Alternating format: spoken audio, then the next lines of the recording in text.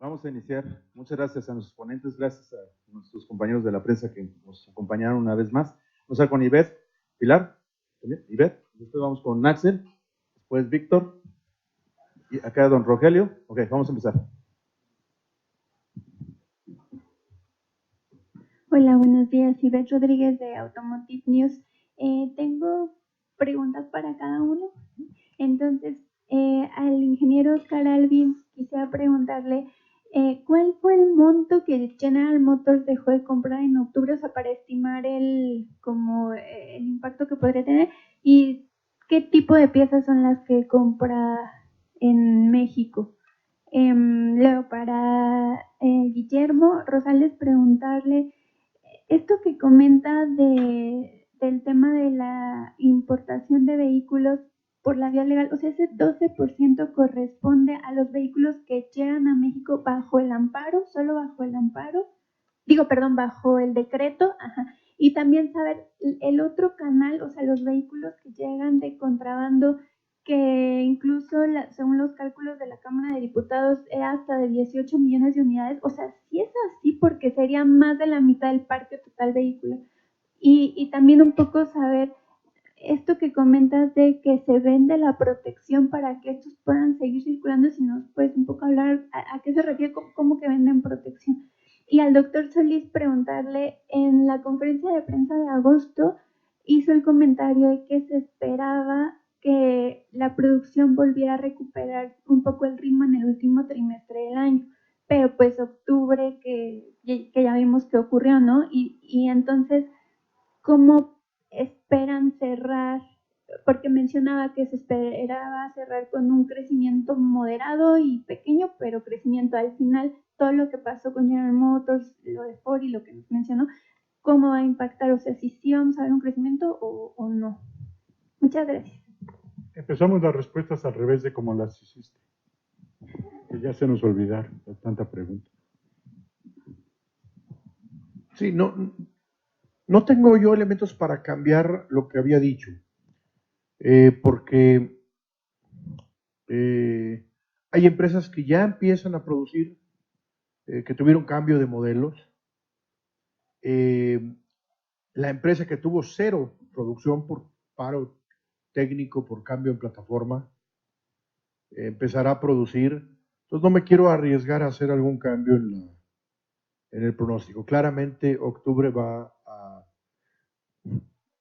tener un impacto en este pronóstico. Gracias. Mira, empezaría por aclarar que efectivamente los datos que estamos poniendo en nuestro reporte corresponden a los vehículos importados legalmente, al amparo del decreto que regula la importación definitiva de vehículos usados. Luego, los vehículos que se internan ilegalmente al país, que son contrabando, pues es una cifra negra. No hay ningún registro administrativo para poder determinar la magnitud del problema. Hay algunos indicadores,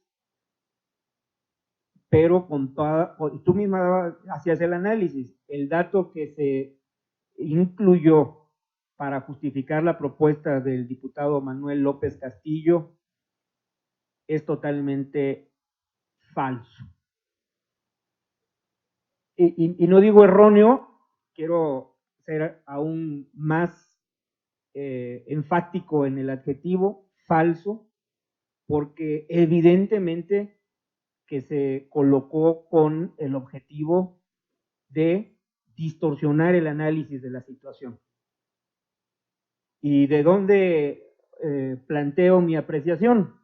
Si tenemos un parque vehicular registrado de 44 millones de unidades, que incluye autos, camionetas, camiones de carga, tractocamiones y autobuses,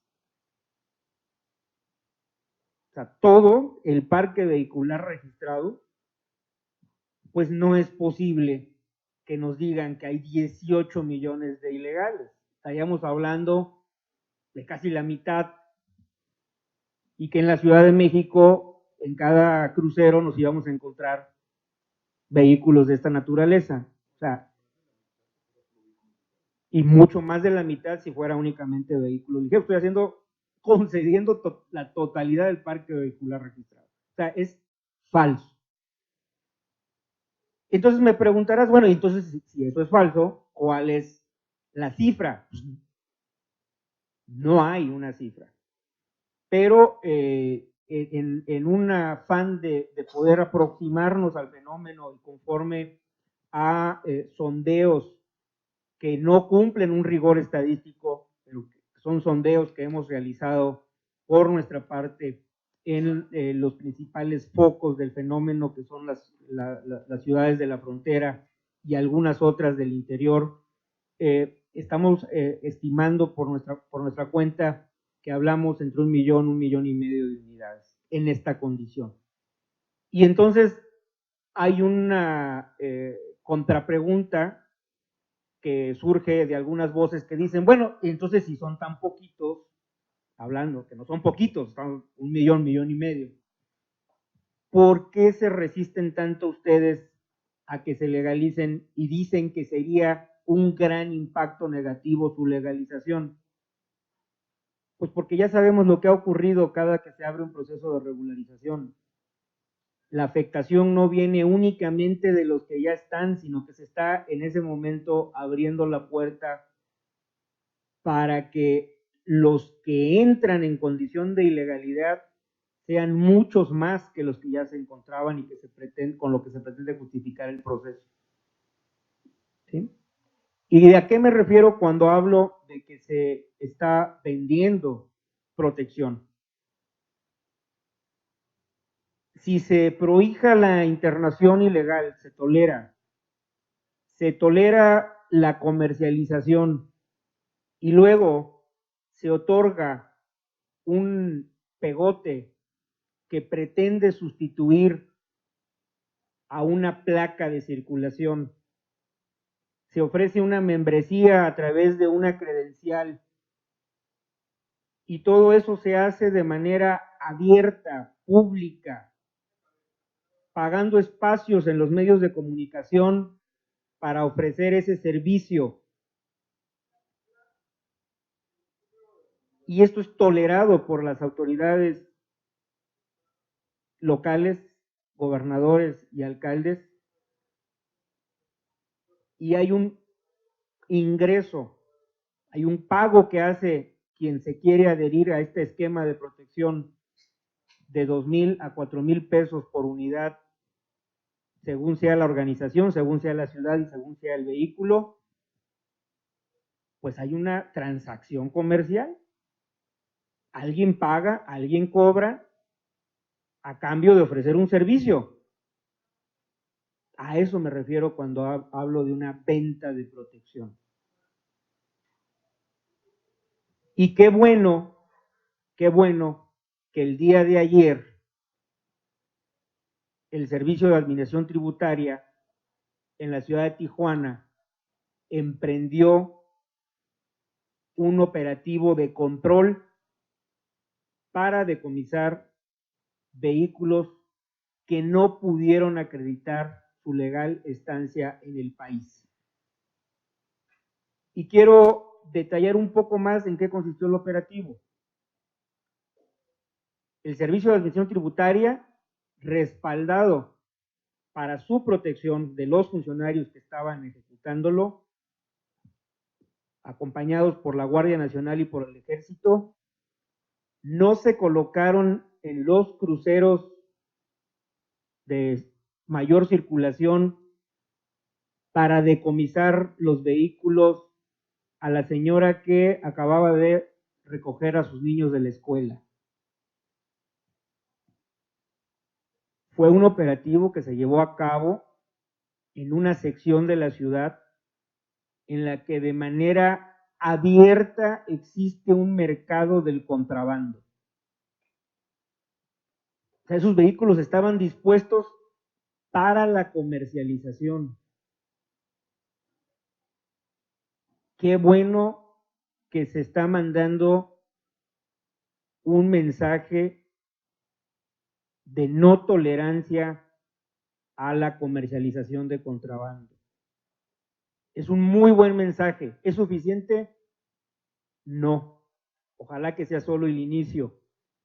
Y mucho mejor el comunicado de prensa que emite el Servicio de Administración Tributaria, donde de manera muy precisa informa lo que nosotros hemos venido diciendo. La comercialización, la introducción y la posesión, consiguiente circulación con vehículos que no pueden acreditar, vehículos de procedencia extranjera que no pueden acreditar su legal estancia en el país, se configura el delito de contrabando. Y quien lo comete, bajo cualquiera de sus fases de participación, no únicamente está en riesgo de perder la mercancía, sino también está en riesgo de sufrir pena corporal de prisión. Entonces, ojalá que ustedes nos ayuden a reiterar el mensaje de que la gente pues no caiga en ese riesgo. Y ojalá que las autoridades locales, alcaldes y gobernadores, dejen de estar esquivando el cumplimiento de sus obligaciones y dejen de tolerar la comercialización y la circulación de los vehículos ilegales. Creo que no se me olvidó ninguna de tus preguntas. A mí sí. La segunda, ¿cuál era? Bueno, mira, los componentes que compra General Motors son los mismos que compran todos los demás. En realidad, yo te puedo decir que los principales, o más bien prácticamente todos los productores de arneses que hay en México, pues le venden a todas las armadoras que hay en México, en Estados Unidos y Canadá. Igual sucede con las fundas de los asientos, con los frenos, te estoy diciendo los commodities más importantes. Los motores, que son autopartes que ellos mismos producen, pues también lo hace General Motors y Ford y Chrysler y Nissan. En fin, General Motors no compra nada diferente de lo que compran todos los demás. Y a tu primera pregunta me es difícil podértela contestar porque no quisiera entrar en números y cifras que no son públicas y que conozco por la confidencialidad que tengo con algunas personas de las direcciones de compras y abastecimientos, pero mejor prefiero guardármelas. Mi amigo Alfredo lo podrá entender, de Automotive News. ¿Quién es el siguiente gente con pregunta? Sí, por acá. Hola, buenas tardes. Axel Sánchez del Financiero. La primera es para el doctor Solís. Preguntarle justamente, con esta baja en la exportación hacia Estados Unidos, y porque ya vemos que la tendencia en la demanda baja en ese mercado es creciente, si ya vamos a ver el efecto en México, porque aún todavía en el acumulado sigue siendo un incremento, pero no sé si ya en los siguientes meses vemos un impacto ya en las exportaciones totales, esta baja demanda de autos en Estados Unidos. La segunda pregunta es para Guillermo Rosales. Mencionaba sobre la perspectiva 2020, hablas de 1.270.000, pero normalmente siempre dabas un rango. Entonces, no sé si esto es la parte baja del rango o es la parte alta. Digo, nada más para entender esta cifra que acabas de dar. Y la tercera es para los tres, apelando a su experiencia y tantos años en la industria automotriz, no por decirles otra cosa. ¿Es la primera vez que una empresa o que una armadora reporta cero producción? O sea, nada más para ponerlo en dimensión, porque sí es sorprendente el que una armadora reporte cero. Entonces no sé si es la primera vez en la historia que se registra una cifra así. Gracias. Empiezo por la última, ¿no? El reporte de cero producción responde a alguna situación. Ya lo decía Oscar ahorita, Honda con la inundación del año pasado le ocurrió lo mismo, pero ocurre cuando hay un cambio en plataformas que es, si la marca tiene una sola planta, pues que ocurre en esa planta, o si es orquestado y ocurre en varias de sus plantas, pues entonces ahí tienes el cero. Ocurre cuando comparten planta, como Mazda con Toyota, cuando cambia de Mazda a Toyota, pues Mazda pasa a cero y cuando pasa de Toyota a Mazda, Toyota pasa a cero, porque es la misma planta, es la misma base. Entonces, no es la única ocasión que ha ocurrido. Y ya que tengo el micrófono, voy a tu pregunta. Pues no, el acumulado está por arriba del 5% de nuestras exportaciones a Estados Unidos. La caída respondió a esta caída en la producción. Gracias, Axel.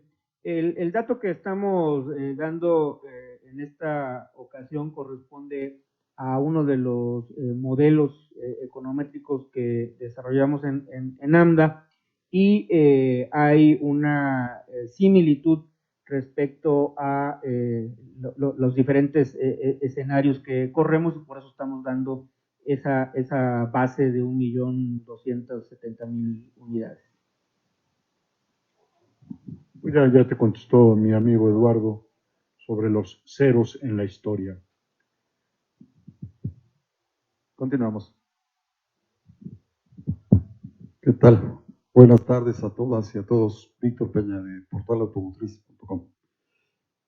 Doctor, hablando de lo que viene en el 2020 como escenario, desde luego, especulando un poco porque te quiero preguntar acerca del efecto que consideras puede tener la firma, esperemos que llegue del TEMEC para el 2020 en ese mercado que es el 80%, si no es que me estoy equivocando, que tenemos con los Estados Unidos. Ese sería el efecto del TEMEC. La otra, que se la hago a Oscar. Oscar, pues queda claro que dentro de la tormenta perfecta que mencionaba el doctor, también hay escenarios con sol, con playa. Estamos especulando con los datos que nos diste.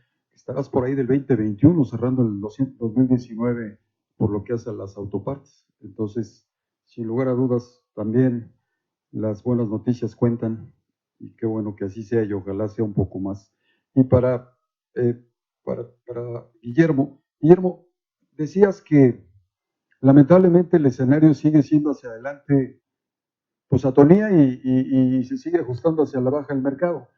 Pero tú cómo verías, desde luego estacionalmente hablando, el fin de año evidentemente se colocan más unidades y también viene el efecto de la semana del Buen Fin.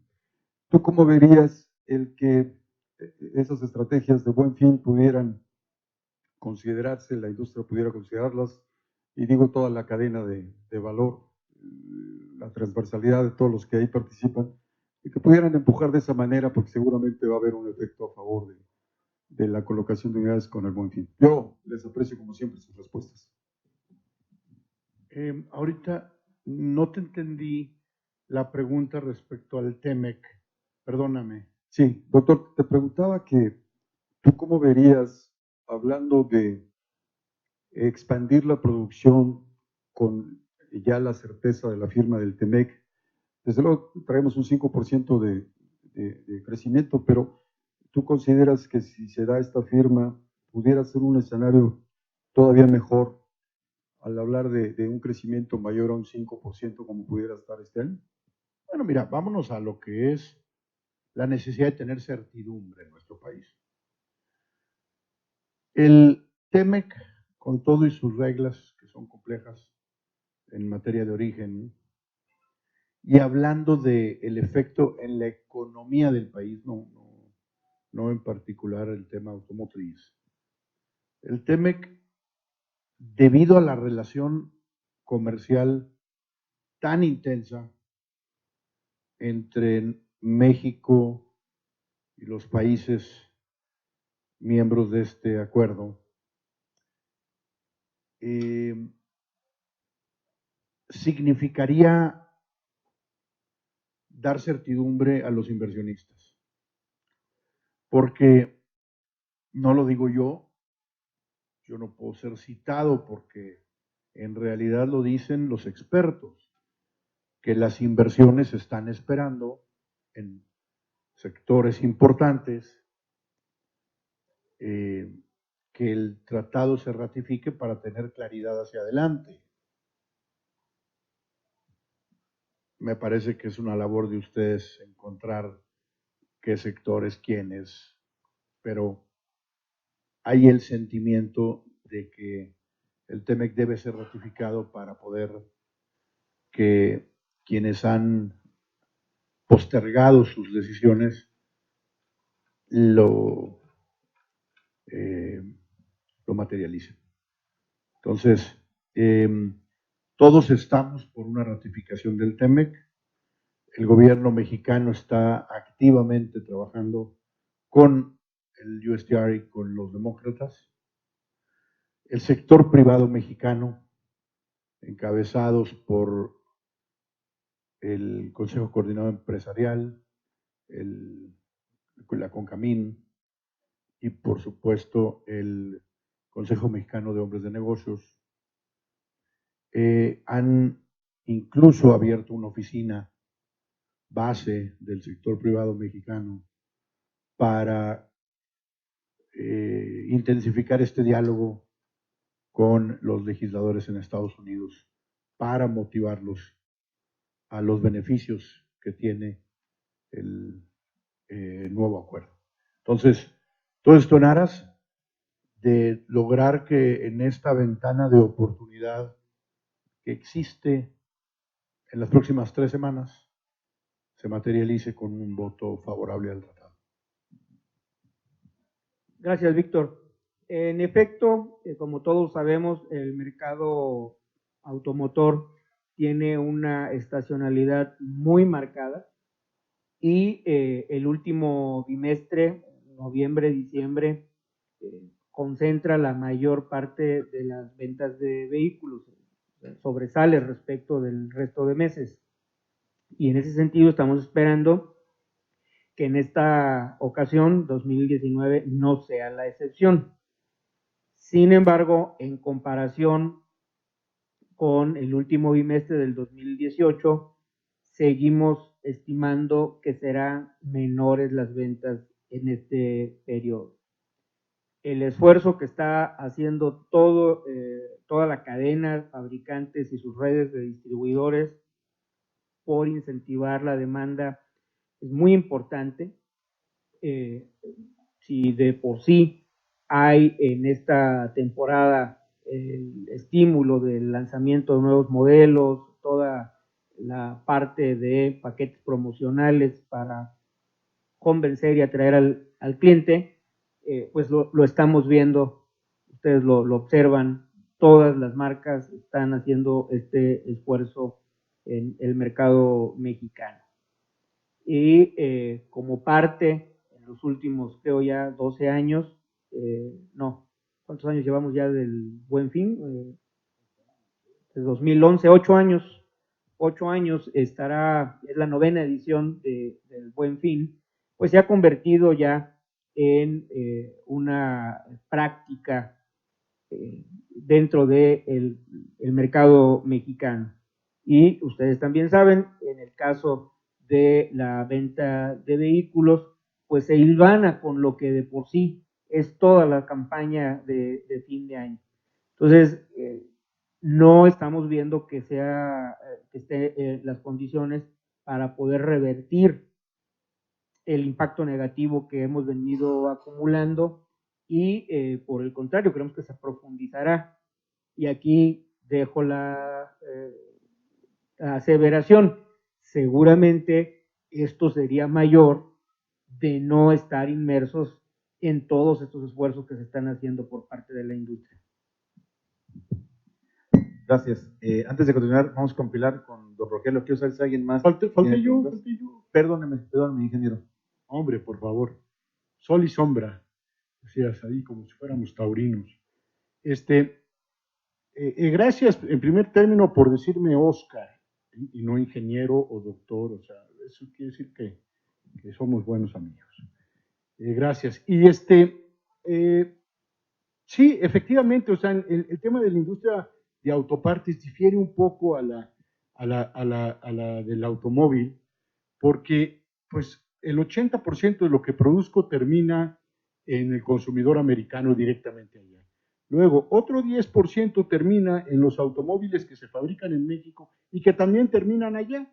Entonces, realmente, mientras el consumidor americano y la economía de Estados Unidos esté relativamente estable, pues nosotros estaremos estables.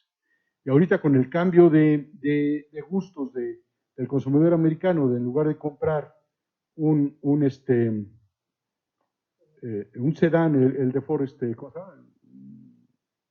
bueno, es un Mazda 3, prefieren comprar una pick-up, pues los rines son más caros, los frenos son más grandes, todo es más grande. Pero pues siempre estaremos pegados a la economía americana y creemos, o sea, el mayor temor que tenemos o el mayor riesgo es de que todos los pronósticos que hablan de una pequeño, no, yo no le llamaría recesión, sino un estancamiento de la economía americana, pues adelante del 2021, todavía el 2020 yo pienso que debido a que es un año electoral, pues seguramente estarán empujando economía, construcción, una serie de cosas para mantener a la economía y al americano contento y voten por una mejor preferencia. Entonces, llegará para el 21, para el 22 sí, o sea, después del día y el sol viene la noche, eso no cabe duda, pero pues entre más la vientes para adelante, pues mejor. Ya pasamos 10 años, normalmente la industria automotriz tiene un ciclo de 10 años, cada 10 años caemos en un bache. El último fue el 2008, fue tremendo, de los más grandes. Ya pasamos el 2018 y no pasó nada, 2019, o sea, si este ciclo de 10 años repetitivo ahora se convierte en 15, pues qué mejor, y si los ciclos los cambiamos de 10 a 15 en el futuro, pues todavía quiere decir que somos una economía más robusta. Gracias, Peña. Gracias. Ahora sí, a ver, vamos a compilar con Rogelio. ¿Hay alguien más, además de ellos? Lili y Lupita. Ok, vamos rápido por este lado. Vamos con esas 4 preguntas últimas, ¿vale?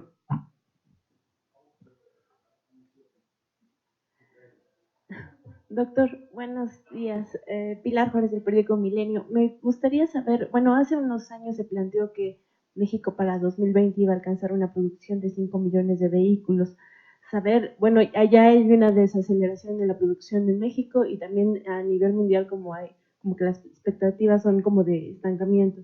Saber hasta cuándo se retrasa esta meta de alcanzar la producción de 5 millones de vehículos. Y bueno, sin embargo, bueno, la industria automotriz en México es la más importante del país, se mantiene aún sobre la industria turística, sobre las remesas. Saber si tiene un estimado de cuánto va a generar en divisas la industria automotriz este año. Sí, la segunda, ya lo había dicho hace un rato, 90,000 millones de dólares creo que es asequible en el saldo de la balanza comercial automotriz. Y respecto a la primera pregunta, no lo sé, porque la demanda mundial está cayendo. Entonces, la demanda mundial está cayendo, la producción en México se está contrayendo, hay empresas que esta caída en la demanda mundial les está afectando. Entonces, más allá de la caída de octubre, que como dije, pues tiene un componente de la caída en la demanda y tiene otro componente de los paros técnicos. Entonces, no podría responderte a esa pregunta respecto a la posposición del pronóstico de los 5 millones. En este momento no podría responder. Sí, breve, ¿eh? ¿Quién más, Miguel? Hola, buenos días. Rollo Cotla de México Automotriz. Quería yo preguntarle, bueno, primero felicidades por lo de la derogación de este artículo que era nocivo para la economía mexicana y para el país. Y ya viendo hacia el futuro, ¿qué es lo que tienen pensado para el 2020 para reactivar el mercado interno? Si concretamente nos puede decir cada institución lo que piensan hacer. Lambda se pronunció con su pronóstico para el próximo año. El doctor nunca lo hace, pero ojalá nos puedas decir más o menos cómo ves, cómo viene para inyectar precisamente esta confianza en el mercado nacional. Y Oscar, también en el aspecto de las autopartes, se habla de un valor agregado de 10,000 millones de dólares más y se firma el TEMEC en estas próximas semanas. Te quería preguntar si estás de acuerdo con esta apreciación y cómo verías tú el futuro numéricamente con datos duros sobre este particular. Y finalmente, doctor, nada más que nos actualizaras, tiene mucho que no nos hablas sobre los tratados con las demás regiones del mundo, la del Pacífico, la Unión Europea, Argentina, cómo están los tratados, que nos puedes actualizar brevemente sobre este particular. Gracias. Nada más, ¿eh? Y eso en los próximos 60 segundos. A ver, déjame tratar de resumir. Somos un país que el 88% de lo que fabrica lo exporta.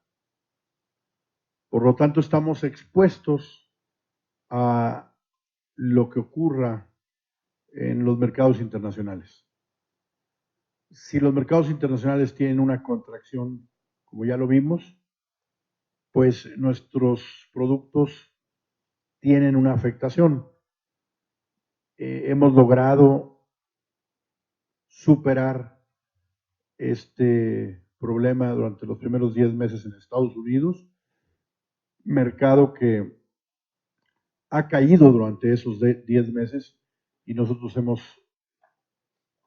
sostenido un crecimiento arriba del 5%. ¿Vamos a poder mantener esto? No lo sé. ¿Cuánto tiempo va a durar esta caída en la demanda a nivel mundial? Tampoco lo sabemos nadie. Ningún economista serio, que por cierto me dicen que hoy es el día del economista. Felicidades a los economistas. Yo pensé que ya había sido el día del economista por ahí de mediados de año, pero pues tenemos 2 días del economista, pues está toda. No, al parecer hay uno mundial y hay uno en México. Y es como el Día de la Madre, ¿no? Que hay el de México y el de Estados Unidos. Así somos los economistas. Felicidades a todos los economistas. Por cierto, voy a hacer un paréntesis que me parece muy apropiado ahorita que estoy felicitando a los economistas. Felicito a Memo porque hoy bautizó una cifra y se lo dijo a Ivette. Y le dijo, esa es una cifra negra. Yo busqué en toda mi biblioteca datos duros, pronósticos suaves, cifra negra. Y entonces vamos a incorporarla. Cuando nosotros digamos cifra negra, es que alguien se la sacó de la manga. ¿Ok? Digo, me encantó porque yo hasta volteé a ver a Daniel, cifra negra, Daniel, ¿cuál es eso? Digo, Daniel estudió como 20 tantos años después que yo, es economista también, felicidades Dani. Yo, Dani, esa no la vi, esa sí se me pasó de noche. Entonces yo iba a decir, a partir de hoy, en un buen día, Día del Economista, vemos acá la cifra negra, que me parece maravilloso, porque pues ya nos da la idea de dar también, no, esa es una gris, ¿no? O esa ni color agarró, no sé, ¿verdad? Hemos pasado tantas horas las últimas 2 semanas juntos que nos permitimos esta pequeña broma. En fin. Roy, no podemos, a menos de que me permitas una cifra negra, pero no te la quiero dar para no ser criticado. Entonces, dejémoslo en Un país que el 88% lo exporta depende muchísimo también del mercado internacional. Y ese dato es como la economía, que les da miedo decir que si estamos en recesión, que si no estamos en recesión, que si ya es recesión, que si no es solamente. Ahora imagínate el siguiente punto, ¿y cuánto va a durar? Una vez que lo bautices, porque no lo hemos podido bautizar. Y una vez que lo bauticemos ¿y cuánto tiempo va a durar? No, pero si todavía no lo bautizamos. Entonces, claramente es un tema para nosotros de una caída en la demanda, vamos a llamarle como es, que no sabemos cuánto tiempo va a durar. Digo, un ejemplo extremo es Argentina cayendo 47%. Lo que me lleva al tema de los acuerdos comerciales. Mira, hay que recordar que con Brasil logramos libre comercio a partir del 19 de marzo de este año. Con Argentina se extendieron cupos por 3 años más. La verdad, en este momento no se llenan ni los cupos, digo, con esta demanda de autos que hay, de 800,000 que algún día tuvieron y 300 y pico mil que van a tener este año, pues realmente es gravísimo. Con Brasil tenemos pendiente la negociación de lo que sería el 7º protocolo. Y ese contendría reglas de origen. O sea, hay un tema de reglas de origen que está llamado a ser negociado y que es parte del ACE 55, Roy. El Acuerdo de Complementación Económica 55, que es el acuerdo automotriz, el que hoy está en libre comercio. Pero Brasil tiene una intención de negociar un acuerdo más amplio. El ACE 53 sería el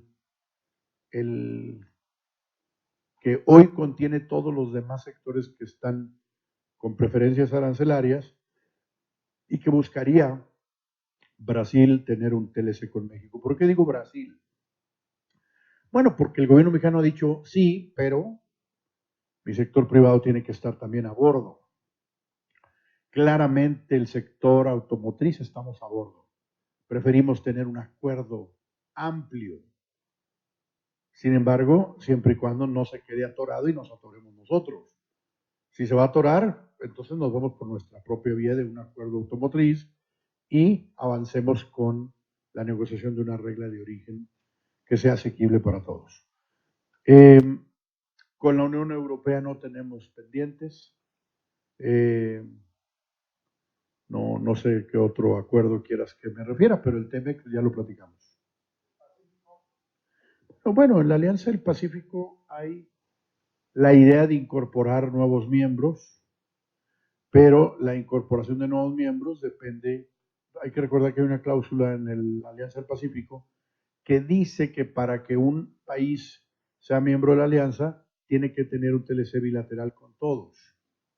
Entonces, de esta manera, cualquier país que haya señalado su interés de ser parte, tiene que primero tener un TLC con todos los miembros, lo cual no ha ocurrido. Okay. Continuamos, y hablando de economistas, vamos con el economista, Lili. Pero no soy economista. Buenas tardes. Don Oscar, precisar que nos comente esta parte del incremento del valor de las exportaciones, que han crecido 34%, si prevén que con el TEMEC pueda seguir incrementando este porcentaje y más o menos como en cuánto podría aumentar este valor. Y Memo, no sé si tienes el dato, ¿cuáles son los factores que están impactando en las ventas? Tocaba ya el tema de inseguridad y que seguramente en los próximos meses pues ya saldrá el dato. ¿Tienen no sé, dividido por factores, cómo está impactando la inseguridad, además de cómo está impactando el tema de confianza empresarial? Bueno, ya es todo. Gracias. Sí, mira, el TEMEC, en caso de ser ratificado por Estados Unidos y Canadá, como todos sabemos, establece unas nuevas reglas de origen que llevarán a que los fabricantes de automóviles tengan que pasar del 62.5 al 75 en un periodo de 4 años, y los tractocamiones en un periodo a 70 en un periodo de 7 años. Hoy en día, NAFTA, porque aquí estamos hablando no solamente de los fabricantes de automóviles en México, sino en todo NAFTA, importaron de China, Japón, Corea y Alemania, que son los principales exportadores después de México a NAFTA, una cantidad de 85,000. ¿Cuántos? Más o menos 80. No. Autopartes de los 4 países, 85,000, ¿no? Entonces, ese es el enfoque del incremento en contenido regional en las unidades. Pasar esas exportaciones de China, Japón, Corea y Alemania hacia NAFTA. ¿Cuánto de eso va a llegar a México? Pues algunos van a llegar a Estados Unidos, algunos van a llegar a Canadá, algunos van a llegar a México, y los que lleguen a México tendrán que exportarse a las fábricas de Estados Unidos. Entonces, la respuesta es, en caso de ratificarse el TEMEC, definitivamente sí tendremos tendremos una oportunidad de atraer inversiones de estos países, principalmente hacia NAFTA. Cuanto a México, pues también va a depender qué tan aplanada esté la pista de aterrizaje, porque Estados Unidos es un gran competidor, el sur de Estados Unidos, Texas, Alabama y todo eso. A lo mejor algunos japoneses, coreanos prefieren irse para allá que para acá. Pero sí, yo pienso que tendremos una oportunidad de un 20% de todas esas importaciones en el transcurso de ese periodo. O sea. Entonces, sí, es una oportunidad para el crecimiento de la producción de autopartes en México, que se van a tener que vender a las fábricas que están en México, exportando a Estados Unidos y que están en Estados Unidos. Creo que era para mí. Gracias, Lili. Lo mencionábamos en el reporte de mercado, estamos viendo un deterioro en lo que corresponde a el comportamiento de la confianza de los consumidores, y particularizaba cuando hablaba de los consumidores de vehículos. Cuando vemos la encuesta del INEGI que mide la confianza de los consumidores, pues está incluida la representación de toda la sociedad.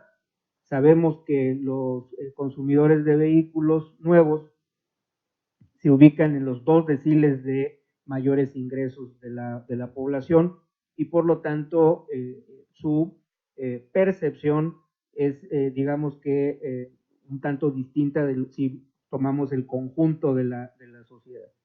Y es evidente en los resultados que estamos viendo cómo, a diferencia de lo ocurrido durante 2017 y 2018, en el que la disminución de las ventas se circunscribía a los segmentos de automóviles subcompactos y compactos, mientras que autos de lujo y usos múltiples venían creciendo. A lo largo del 2019 tenemos un deterioro de la comercialización, pues, prácticamente de toda la estratigrafía de nuestros productos. Para ello no ha sido pues nada favorable el que, bueno, estamos esperando datos también más recientes, cómo se ha venido profundizando la percepción de inseguridad. Entonces, por un lado tenemos un incremento del sentido negativo del entorno económico, y por otro lado un incremento de la percepción de inseguridad que pues no alienta a la venta de vehículos nuevos.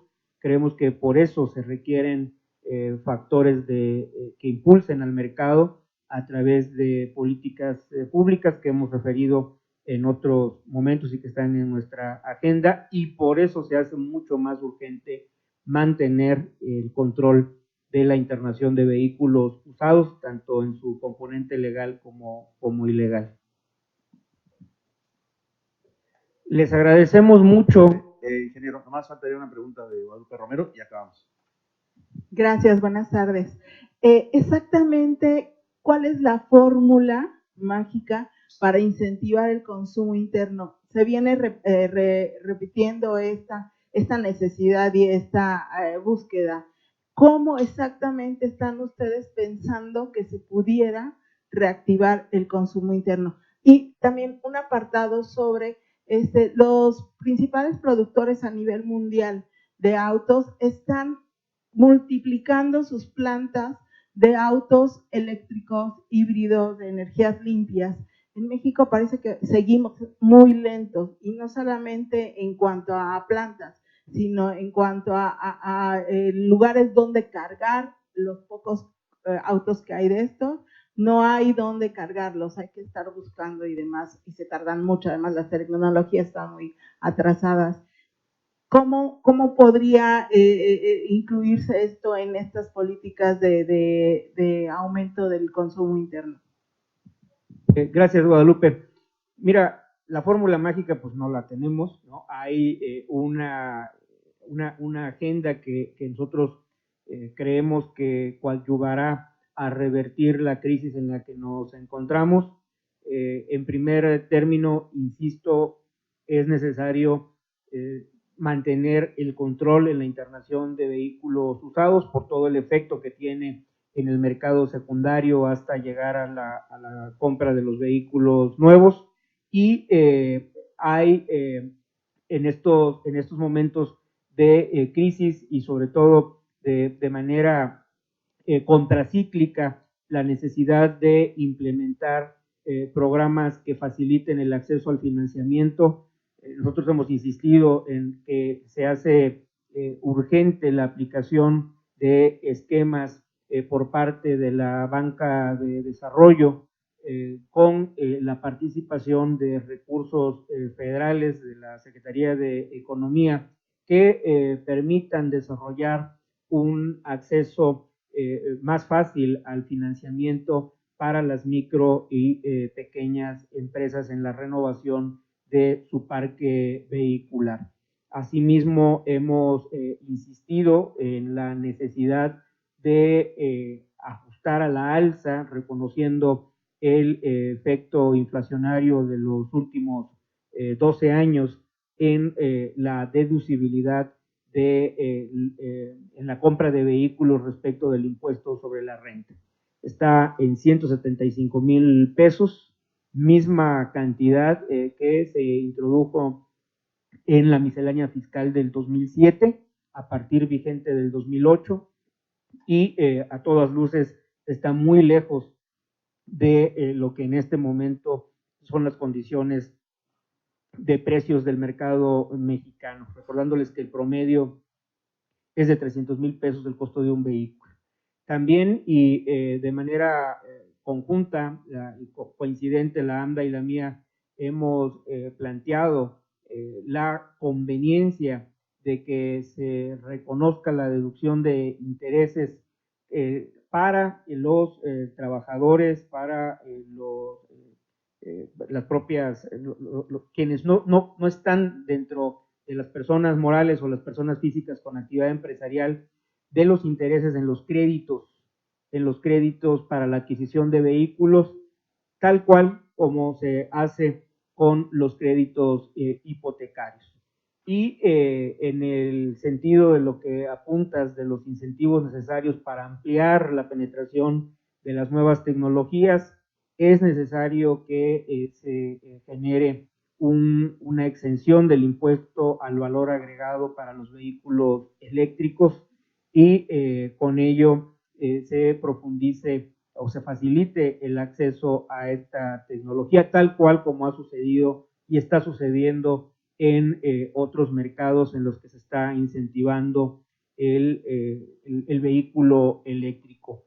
Y sí quiero, a reserva de lo que opinen mis amigos y colegas, quiero acotar que el desarrollo y la masificación de los vehículos eléctricos es una tendencia que tampoco tenemos nadie la bola mágica, la bola de cristal para saber ¿en qué plazo podremos estar en esa condición de masificación? El mercado más importante en términos de valor económico sigue siendo Estados Unidos. Estamos con no más del 5% de penetración de los vehículos eléctricos. Y esto pues, nos da una idea que bueno, los mercados como México, pues nos encontramos muy lejos de esta condición. Estamos en este momento con una participación alrededor del 1.6% en juntando vehículos híbridos y eléctricos. El 98% de esta participación corresponde a vehículos híbridos y es muy menor la participación de los vehículos eléctricos, considerando que, sobre todo para el mercado mexicano, los niveles de acceso para el promedio de los consumidores se encuentran muy distantes de sus posibilidades, ¿no? Por los precios que todavía tiene esta tecnología. Sí, agregaría que el desarrollo de estas nuevas tecnologías va a estar contingente a el estado del arte de las baterías. Las nuevas baterías están en el centro de investigación o en el laboratorio de alguien que en algún momento, puede ser dentro de una semana o dentro de 20 años, va a encontrar la nueva formulación que va a permitir que estas nuevas tecnologías puedan competir en precio con la combustión interna. Porque hoy por hoy la diferencia se está cerrando con apoyos gubernamentales en los países en los que la demanda es mayor. Claramente, Noruega, que tiene más de 50% de incentivos si compras un vehículo eléctrico híbrido, bueno, pues no se requiere pensarle mucho para saber que ahí el 47% de los vehículos son eléctricos o híbridos, con 50% de incentivo. En Estados Unidos te dan $7,500 el gobierno federal si compras una de estas tecnologías, y si la compras en estados como California o Nueva York te dan $2,500 adicionales. Esto es $10,000 si compras un vehículo eléctrico híbrido, buscando cerrar esa diferencia que existe hoy de precio. Cuando esa diferencia se cierre no por incentivos gubernamentales, sino porque el estado del arte lo permita, estaríamos hablando otro estadio. Pero hablar de que va a haber una penetración tal o cual cuando el estado del arte es el que hoy tenemos, pues va a depender de qué tan agresivamente el gobierno le pone. Y en nuestro caso, pues es el ISAN. No lo menosprecio, pero ese porcentaje no va a ser la diferencia. Nosotros hemos solicitado que se elimine el IVA. Es decir, que realmente nos permita, pues, aminorar la diferencia que existe hoy. Y luego el tema que tú mencionabas. Si no le entra el gobierno al desarrollo de infraestructura, a lo que se le ha dado a llamar electrolineras, porque todo lo que vemos hoy es desarrollo privado. Son marcas mexicanas, marcas en México, que han invertido para poner estas estaciones de recarga en plazas comerciales, en tiendas de servicio, etcétera. Que ya ahorita ya las contamos por miles, pero todas son 99.99 privadas. Nosotros queremos poner el tema en la mesa, como lo hemos venido haciendo en la Cámara de Diputados y en la Cámara de Senadores, Les recuerdo que alguna vez hicimos un evento en la Cámara de Senadores, donde por cierto hay dos estaciones de recarga puestas por nosotros. Se requiere apoyo gubernamental para expandir con rutas definidas, es decir, si alguien va de aquí a Monterrey puede ir recargando, pero no recargas de 220, como se le dice, porque esa todavía te tardas tus 8 horas. De recargas 440, digamos, de alta tensión, para que pueda haber una recarga, digamos que si de 0 a 100 fuera 4 horas, tú puedas llegar y cargar más de medio tanque, vamos a llamarle entre comillas, como si llegaste con tu celular a algún lugar a darle un lleguecito a que te dé media pila. Y te vas a la que sigue. Pero como es 4:40, te echas un café y va. Bueno, esas cosas pones el dedo en la llaga, como lo hemos hecho nosotros. Se requiere el desarrollo de infraestructura y el desarrollo del mercado de, vamos a llamarlo, de libre transacción, de competencia, cuando exista el estado del arte que permita a estas tecnologías competir. Hoy no, hoy son caras, hoy los gobiernos apoyan y es lo que buscamos también nosotros del gobierno mexicano. Y por eso la solicitud de la eliminación del IVA. El tema de la producción corre por otro lado. No me gusta mucho que la gente entrelace, es que no hay producción, entonces no hay infraestructura y entonces no hay consumo. A ver, no tiene nada que ver. La producción corre por un lado, el consumo ya puse los elementos. La producción es una decisión de las marcas. Y yo quiero corregir un poco la información que tienes. Ya estamos en las nuevas tecnologías. Fabricamos híbridos en Sonora, en Coahuila, en San Luis. Vamos a fabricar eléctricos. Digo, lo anunció la planta americana en Cuautitlán Izcalli. Dejó de fabricar un vehículo, exitoso por cierto, para meter. ¿Tenemos fecha para eso, Daniel? ¿De cuándo lo va a meter? Pero es 2020.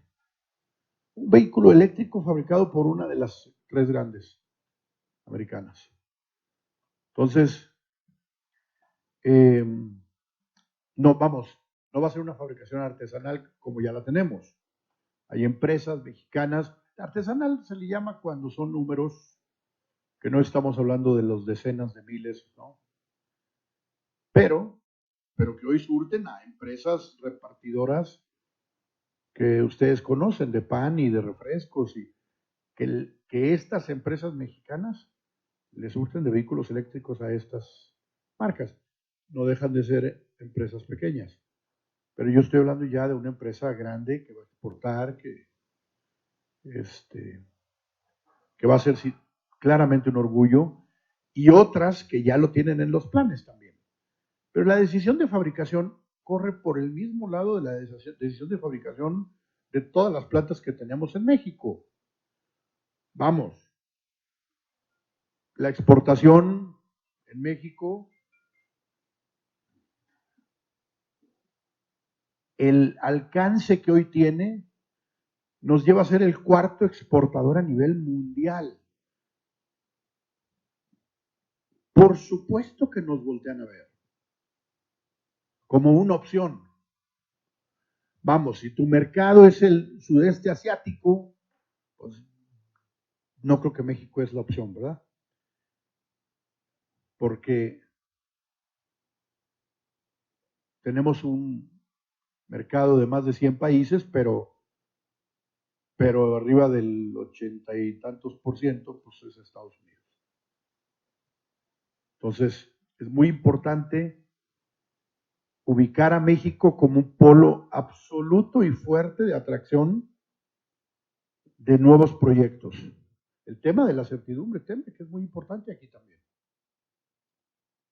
Pero no distinguir no, pero sí, pero nos llegan de las viejas tecnologías. A ver, no hay tal cosa como de las viejas tecnologías. Viejas tecnologías, ¿sabes qué es? Y de eso nadie habla. Cuando México deja de fabricar un vehículo que ya fabricó durante 7 o 8 años, y decimos, va a haber un cambio de plataforma por un nuevo modelo. ¿Qué crees que le pasa a todo lo que se le llama el tooling, el herramental que fabricaba ese vehículo? Se va a otras partes del mundo de mucho menor escala a fabricar un vehículo viejito. No las tiran. México está en los nuevos lanzamientos, en los nuevos modelos. Llevan un ciclo de vida. Pero digo yo que no hay tal cosa como de viejas tecnologías, porque la combustión interna ha tenido un avance brutal. La combustión interna de hoy no tiene nada que ver con la de hace 10 años. Muy probablemente los vehículos que manejamos cuando éramos estudiantes, quizás, de hace 10 años, hace 15 años, hace 20 años, eran vehículos de 3, 4 y la de 5 velocidades, bueno, no más. Y aunque fuera automático, detrás del automático había 3, 4, 5 velocidades. Hoy los autos nuevos de combustión interna manejan entre 9 y 12 velocidades. No lo notas, porque es automático. Pero detrás del automático hay 9 velocidades, 10 y hasta 12. ¿Qué significa eso? Significa eficiencia y ahorro de combustible, rendimiento. Y mientras el rendimiento promedio de la flota vehicular en México hace 10 años probablemente andaba en 9, 10 kilómetros por litro, digo, no quiero decir un número, pues hoy estamos hablando de un rendimiento de 15, 16 kilómetros por litro. Hoy, muchos de los vehículos de antaño que veíamos de 8 cilindros ya no existen. Las empresas lograron el mismo desempeño o mejor con 6 cilindros, pero con turbo, por ejemplo. Perdón, Oscar. ¿No? Entonces, 4 con turbo, 6 con turbo, y es muy difícil el 8. Yo tengo un vehículo que tiene 8 cilindros, pero ¿qué crees? A ese vehículo le ponen un botoncito que lo mueves con la mano, como así, como si fuera del radio, así. Y le das una vuelta, media vuelta, y desconecta 2 cilindros y se va a 6. Y le das otra media vuelta y se va a 4. Así. Cuando lo agarra mi chofer, le pongo 4, y cuando lo agarro yo le pongo. No, es impresionante. O llegas a la esquina y se apaga, sin que tú hagas nada. Se le llama sistema start-stop. Llega a la esquina, se apaga. Tú no haces nada. Cuando se pone en verde, arrancas y solito se prende. O sea, tú no lo notas ni lo sientes. No, si lo notas que se apaga. Pero no se apaga el aire acondicionado, no se apaga, pero se apaga el vehículo. Y tú, con el solo acelerar, se vuelve a prender. Entonces tú no sientes este cambio. Pero, sin embargo, si el semáforo duró 3 minutos, los 3 minutos tu auto estuvo apagado para ahorrar combustible. Entonces, la combustión interna ha avanzado muchísimo. Yo no puedo hablar de una tecnología vieja. Y es más, ya lo adelantó Memo. En Estados Unidos, si hablamos de eléctricos, no pasa del 1.5%. Y eléctricos e híbridos no llega al 5%. Hoy, por caro. Y eso quedan $7,500. En nuestro caso, bueno, pues ese número es una décima del 1%. O sea, es muy cercano a cero, es muy poco. Ya cuando le agregas híbridos, empieza a mejorar el número, pero sigue siendo un número muy bajo. Necesitamos un cambio en el estado del arte y, por supuesto, apoyo gubernamental en la compra del vehículo, por ejemplo,